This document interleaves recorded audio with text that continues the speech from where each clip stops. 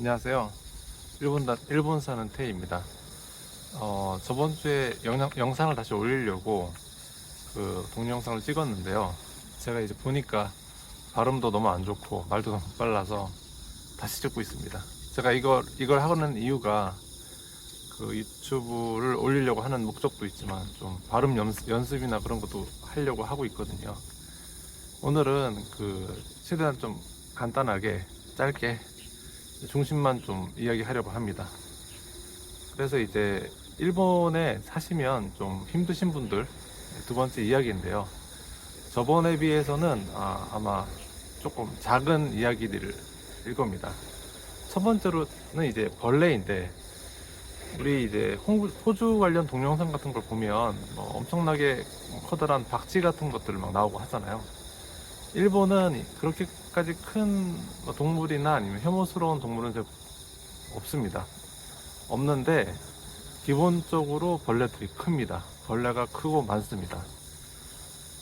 지역에 따라 좀 다를 수는 있는데요. 이제 홋카이도나 아니면 이제 남쪽에 오키나와를 제외를 하면 뭐 본토 쪽은 아마 거의 비슷하다고 생각을 합니다. 그래서 가장 큰 차이는 원숭이가 있습니다.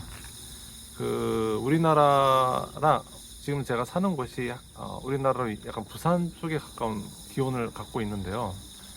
그럼에도 불구하고 왜 그 한국에는 원숭이가 없지만 일본에는 원숭이가 있는지는 저도 이제 궁금해서 인터넷으로 찾아본 적이 있는데 석식 환경 때문에 그렇다는 얘기가 있더라고요. 이제 원숭이가 뭐 특별하게 해를 끼치거나 그런 건 없습니다. 근데 저는 이제 산에 놀러 갔다가 한번 이제 음료수를 뺏긴 적이 있고요.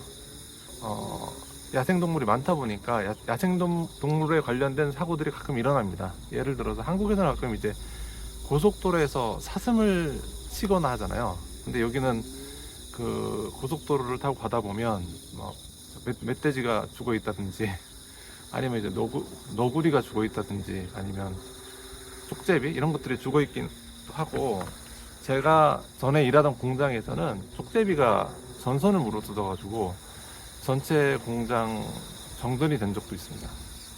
그리고 이렇게 야생동물이 풍부하다 보니까 뭐 벌레들도 많습니다. 벌레들도 많이 있는데 날씨가 따뜻하다 보니까 일반적인 한국 뭐 예를 들어서 바퀴벌레 한 크기가 2배 정도 됩니다. 그리고 이건 제 개인적인 추측이긴 한데 벌레들이 크다 보니까 새들도 큽니다. 그러니까 한국은 이제 비둘기가 많이 도시에 있지 않습니까? 근데 여기는 도시에 비둘기도 많이 있는 곳도 있지만 일반적으로 까마귀가 많이 있습니다. 그래서 까마귀들이 제 생각에는 이런 큰 바퀴벌레나 벌레들을 먹고 살다 보니까 커져가지고 정말 꽤 큰 애들은 작은 아기 정도는 데리고 갈 수 있겠구나, 그런 느낌이 들 정도입니다. 그리고 뭐 빨래를 널어놓고 하면 뭐 빨래에 벌레들이 많이 붙어 있거나 아니면 여름철 같은 경우는 작은 개구리들이 막 붙어 있고 그렇습니다. 그래서 벌레를 너무너무 싫어하시는 분들은 좀 처음에 좀 힘들 수가 있습니다. 그리고 두 번째, 이것도 좀 엄청나게 크게 영향을 줄 그런 건 아닌데, 일본 사람들은 한국 사람들에 비해서 나이에 덜 민감합니다. 예를 들어서 어렸을 때부터 한국 사람들은 존댓말을, 영어를 아주 확실하게 배우고 나이가 이제 한 살이라도 많으면 그 상하관계를 중요하게 해서 존댓말을 쓰고 하는데, 일본은 약간 한국처럼 많이 사용하지 않고 있고, 특히 외국인 같은 경우는 시청이라든지 아니면 은행이라든지 이런 데서 내가 나이가 꽤 있음에도 불구하고 반말을 당하거나 합니다. 그래서 그게 외국인이기 때문에 이제 반말을 해야지 이해하기 쉽겠지 이렇게 생각을 해서 하는 일본 사람들도 있고, 그냥 원래 성격이 그렇다든지 아니면 외국인이기 때문에 무시를 해서. 그리고 마지막으로 이제 혐한을 줄 수가 있는데, 제가 여기 산지 한 8년 정도 됐습니다. 8년 되면서 직접적으로 혐한을 당하거나 느낀 적은 없고요. 그 예전에 한 코로나가 터졌을 무렵에 저희 어머니가 한번 오셨었는데, 어머니랑 지하철을 탔는데 저희 앞에 앉아있던 일본인 아주머니가 엄청나게 싫은 표정을 짓고 딴 데로 가서 서 계시더라고요. 그때 이제 그 아주머니가 우리를 한국 사람이라고 생각을 하고 그렇게 했는지 중국 사람이라고 생각을 하고 그렇게 했는지 모르겠지만 뭐 코로나 상황에 따른 특수한 경우였기 때문에 뭐 100% 혐한이라고는 생각은 하지 않지만 썩 기분 좋은 경험은 아니었습니다. 그리고 이제 두 번째로 전 직장에서 그 상사랑 얘기를 하는데 한국 물건은 나빠, 한국 물건은 질이 떨어지니까 그런 얘기를 저한테 하더라고요.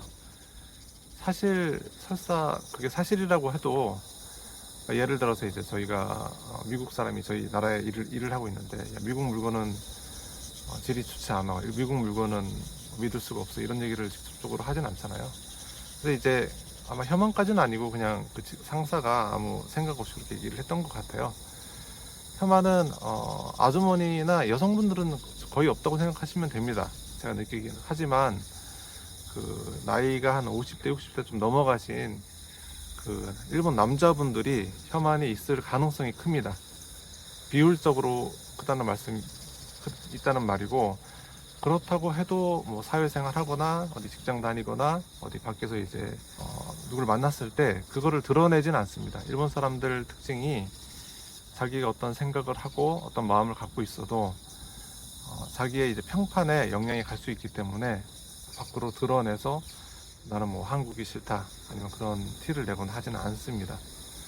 결론적으로 말씀드리면 혐한이 없지는 않습니다. 하지만 삶에 그렇게 영향을 줄 정도는 아니고, 혐한보다는 이제 방송, 뉴스 이런 데서 가끔 뭐 독도를 한국이 무단 정유하고 있다, 뭐 아니면 뭐 그런 식으로 위안부는 뭐 사실 없었다, 이런 식으로 뉴스가 보고 싶지 않아도 뉴스가 보인다든지 신문이 보인다든지 하고 하면, 특히 이제 애국심이 강하신 분들은 이제 혈압이 오른다든지 그럴 수 있습니다. 제가 오늘까지 이제 일본에서 사시면 좀 어려운 점들에 대해서 크게 생각나는 것들을 좀 설명을 드렸는데요. 다음에 이제 제가 원래 목적을 했었던 어떻게 하면 일본에 이민하기 쉬울까, 이민해서 잘 살 수 있을까, 그 방법에 대해서 설명을 드리고자 합니다. 일본을 좋아하시거나 아니면 일본에서 살고 싶은 마음이 크신 분들, 이런 분들한테 조금 도움이 되고자 하는 마음으로 이걸 찍고 있습니다. 그럼 잘 부탁드립니다.